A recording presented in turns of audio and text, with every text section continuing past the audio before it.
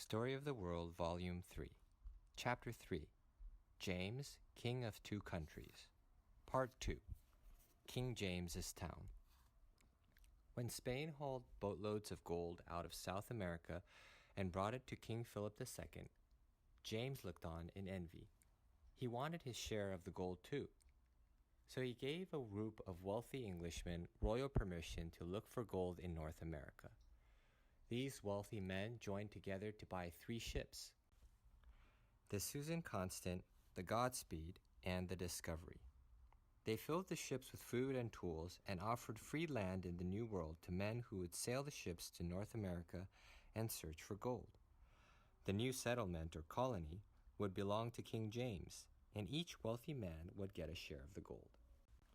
Instead of milk and honey, one wrote to a friend, we will find pearls and riches.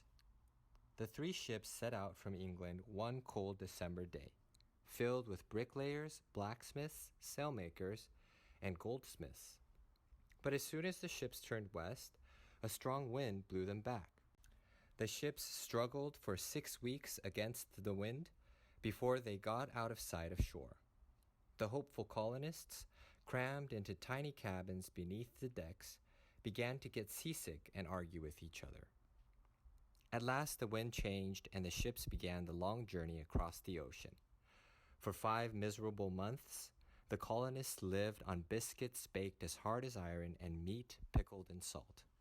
Their fresh water, stored in barrels on board, was green with algae. They had barely enough to drink, and no one took a bath for the entire voyage. Finally, the North American coast came into view. On May 13, 1607, the 3 ships landed.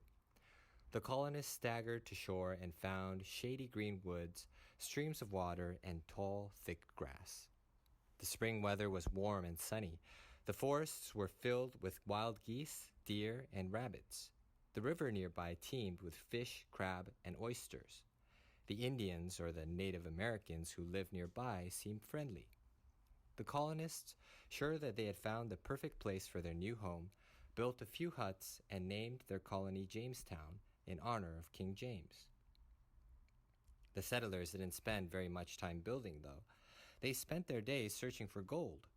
One of Jamestown's leaders, John Smith, soon grew exasperated.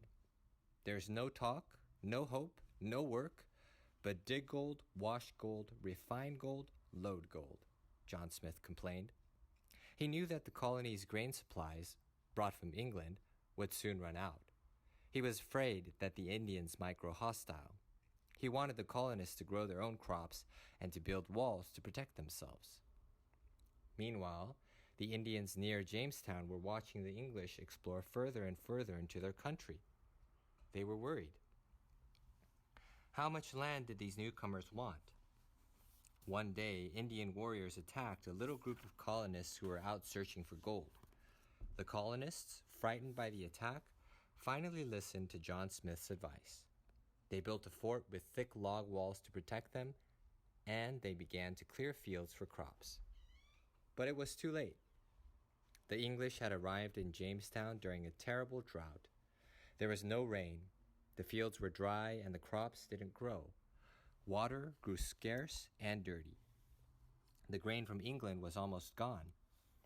The colonists began to grow ill from disease and starvation. One colonist, George Percy, wrote, "There were never Englishmen in such misery as we. 5 men had to divide a small can of barley soaked in water. Our water was filled with slime and filth. Sometimes 3 or 4 men died in a single night. By fall, half the colonists were dead. And then winter came. The men who were still alive huddled in their icy wooden huts. Their feet froze, their joints were swollen from cold and hunger." But John Smith was determined to make Jamestown a success. Just before Christmas, he rounded up a few healthy men to go looking for food and perhaps for a better place to settle. Smith and his companions paddled their way slowly up the river that ran deep into the woods. The water grew shallower and narrower. Overgrown banks rose up on either side. Briars reached down into the canoe. Finally, they came to a fallen tree, collapsed across the water, and could go no further. John Smith pushed the canoe to shore and got out. "Go up on the bank and cook our food," he told his companions. "I'll see if I can figure out where we are." He walked away along the muddy edge of the water. The river turned and twisted. Soon, he lost sight of his men. He paused, looking around. Suddenly, he heard a faint rustle ahead of him. An arrow struck him in the thigh and bounced off his heavy leather breeches. John Smith drew his gun, shouting a warning. He could see 2 Indians, half hidden by the undergrowth, notching arrows to their strings. He backed away from them and stumbled into the shallow river. More Indians appeared from the brush around him. Smith, floundering in the river mud, shot all the bullets out of his gun. By the time he ran out of ammunition, he was stuck to his waist in muck. Smith laid down his empty weapon and held up his hands in surrender. The Indians pulled him out of the mud and marched him through the thick woods. Finally, they arrived at the edge of a large clearing filled with Indian houses. Children played nearby. Women were cooking and carrying water. A large hut stood at the village's center. It was the palace of Powhatan, the great Indian chief. Inside, Powhatan was lying on thick mats, wearing strings of pearls and a rich garment of raccoon skins, surrounded by his chief warriors. He stared at the muddy, disheveled Englishmen for a long time. Of course, the 2 men did not speak the same language. But John Smith had learned a few words of the Indian language, and some of the Indians knew a little bit of English. With the help of these translators, Powhatan and John Smith managed to talk to each other. Put into English, their conversation might have sounded something like this. "Why have your people come to our land?" Powhatan asked. "We had a fight with the Spanish," John Smith lied, "and they drove our ship onto your coast. Now the ship has sprung a leak. We have to stay here." "Why have you and your companions wandered so far into my territory?" Powhatan demanded. John Smith had to think fast. "Great Chief," he said, "we intended only to attack your enemies who live up the river and who fight against you." "If that's true," Powhatan said, "we can live in peace together." So John Smith promised that the colonists would not attack Powhatan's people, and Powhatan let him return to Jamestown unharmed.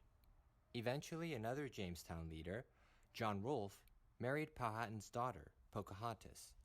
Now there was truly peace between Jamestown and Powhatan's tribe. The Jamestown colony grew stronger and stronger. The English were in North America to stay.